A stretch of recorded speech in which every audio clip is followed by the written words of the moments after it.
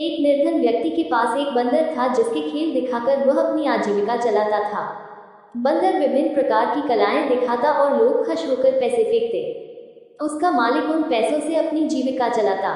एक दिन उसका मालिक उसे चिड़ियाघर लेकर गया। वहां उसके बंदर ने पिंजरे में कैद बंदर को देखा। बच्चे उसे खाने के लिए केले दे रहे थे। पिंजरे के बंदर को देखकर वह बंदर सोचने लगा, ये कितना खुशकिस्मत है, बिना किसी मेहनत के इसे आसानी से भोजन प्राप्त हो जाता है, जबकि मुझे दिन भर मेहनत करनी पड़ती है। यह सोचकर वह बंदर उसी रात चिड़ियाघर के पिंजरे में रहने के लिए चला गया। उसने वहां पर आराम और मुफ्त के भोजन का खूब आनंद लिया, लेकिन जल्दी ही वह इस सब से उब गया। अब वह अपनी आज़ादी वापस चाहता था, इसलिए वह वहां से भागकर अपने मालिक के पास वापस चला आया। बंदर को एहसास हो गया था कि यद्यपि जीविका चलाने के लिए कठिन मेहनत करनी पड़ती है, लेकिन उससे भी कठिन निष्क्रिय बैठना है। एक भैंस जंगल में चल रही थी। पहले उसने भरपेट घास खाए, फिर नहर पर जाकर पानी पिया। अब उसे आलस आने लगा, इसलिए वह एक छायादार पेड़ के नीचे जाकर लेट गई। जल्दी ही उसे नींद आ गई। इधर एक कौवा भी उड़ते उड़ते थक गया था। वह नीचे उतर आया और भैंस की पीठ पर बैठकर आराम करने लगा। कुछ समय बाद भैंस उठी तो कौवा उसके सामने आया और बोला, आपका बहुत बहुत, मैंने कुछ समय तक आपकी पीठ पर बैठकर आराम किया, इसलिए मैं आपकी दयालुता के लिए आपका आभारी हूँ।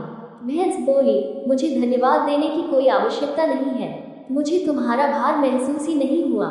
मुझे पता ही नहीं लगा कि तुम कब आए और कब मेरी पीठ पर आराम करने लगे। इतनी छोटी बात के लिए तुम्हें मेरा आभार प्रकट करने की जरूरत नहीं थी। और वैसे भी हमेशा याद रखना कि हर छोटी छोटी बात पर कृतज्ञ नहीं हुआ जाता। एक बार लोमड़ी और भेड़िए में किसी बात को लेकर भयंकर लड़ाई हो गई। लड़ाई अत्यधिक बढ़ जाने के कारण दोनों ने निर्णय लिया कि वे न्याय के लिए न्यायालय में जाएंगे। दोनों ने न्यायालय पहुंचकर बंदर न्यायाधीश के सामने अपना अपना पक्ष रखा। कुछ देर तक उन दोनों की बातें सुनने के बाद न्यायाधीश बोला, हर कोई जानता है कि लोमड़ी स्वार्थी एवं चालाक होती है। उसे कभी बेवकूफ नहीं बनाया जा सकता, इसलिए भेड़िए पर झूठा आरोप लगाने के लिए लोमड़ी को सजा अवश्य मिलेगी। यह सुनकर भेड़िया अत्यधिक प्रसन्न हुआ, लेकिन बंदर न्यायाधीश ने अपनी बात जारी रखते हुए कहा, परंतु भेड़िए भी लोमड़ी के मुकाबले कम निर्दयी नहीं होते हैं। वे कभी भी किसी की चाल में नहीं फंसते। मुझे पूरा विश्वास है कि भेड़िया भी झूठ बोल रहा है, इसलिए उसे भी वही सजा मिलेगी जो लोमड़ी को मिलती है। इस प्रकार लोमड़ी एवं भेड़िए दोनों को अपनी कुख्याति के कारण सजा भुगतनी पड़ी।